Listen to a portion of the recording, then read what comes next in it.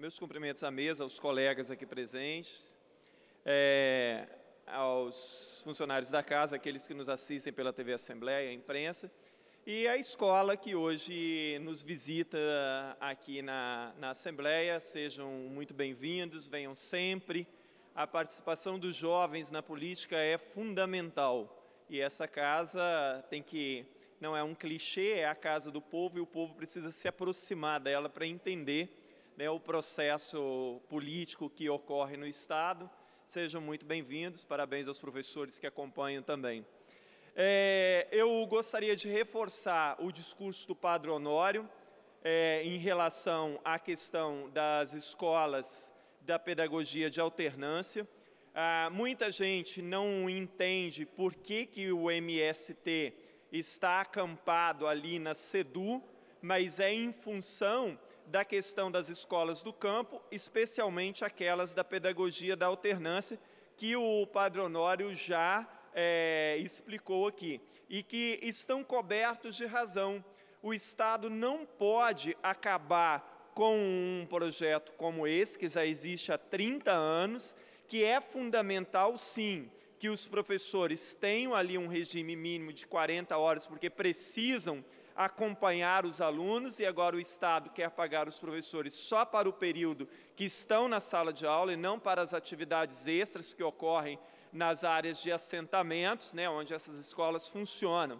Assim como também há um protesto ali, né, para que se continue. Há uma falta de diálogo permanente com a Secretaria de Educação. O secretário de Educação não ouve ninguém, não recebe ninguém, age como se fosse o dono absoluto da verdade.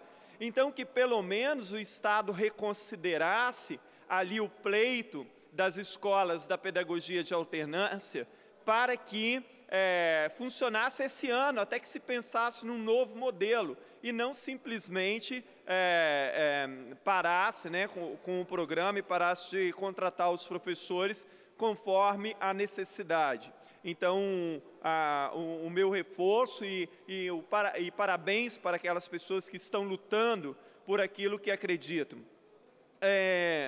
Nós hoje falamos aqui e temos insistido muito nessa questão, né, de como o Estado tem fechado escolas. Agora, nós falamos essa semana já aqui muitas vezes sobre aumento de criminalidade, sobre o aumento de tráfico de droga e não sei mais o quê. Isso tudo tem a ver com a questão da quantidade de jovens fora das escolas.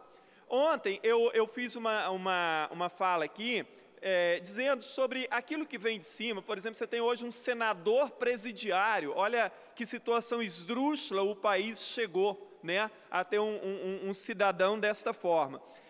Num país onde todo mundo acha que pode fugir das leis, que sempre vai haver uma brecha para escapar das leis, quando você olha lá para cima, aqueles que mais deveriam dar exemplo, é dali que não vem exemplo nenhum. Os exemplos são péssimos, e muitas vezes não só no legislativo, mas também no judiciário, no executivo. Agora, por exemplo, nós presenciamos aqui no Estado, eu tenho dito, o Estado, ao fechar turmas e turnos, num Estado que tem mais de 61 mil alunos em idade escolar fora da escola, a Justiça deu uma liminar exigindo que o governo reabrisse todas as escolas e todos os turnos. Grande parte disso não foi cumprido até agora. Então, assim, o Estado rasga a Constituição, rasga a LDB, rasga o Estatuto da Criança e do Adolescente, em nome de quê?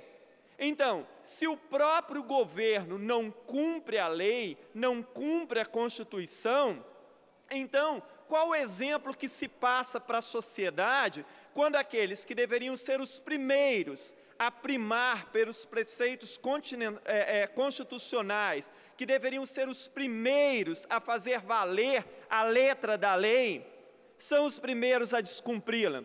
Porque o que está ocorrendo hoje aqui no Estado, eu já não sei como nominar isso. Porque, além de criminosa, essa prática de fechar escolas, de fechar turnos, ainda que a Justiça dê uma liminar, ainda assim o governo não cumpre. Então, qual é a mensagem que se passa para a sociedade? Se o governo não cumpre as leis, quem há de cumprir? Ou quem vai achar que precisa cumprir as leis, como o próprio governo não as cumpre, conforme diz ali, né? Então, essa é a reflexão que eu gostaria de fazer hoje e apelar ao governo que reabra as escolas e atenda ao pleito das escolas dos assentamentos do MST.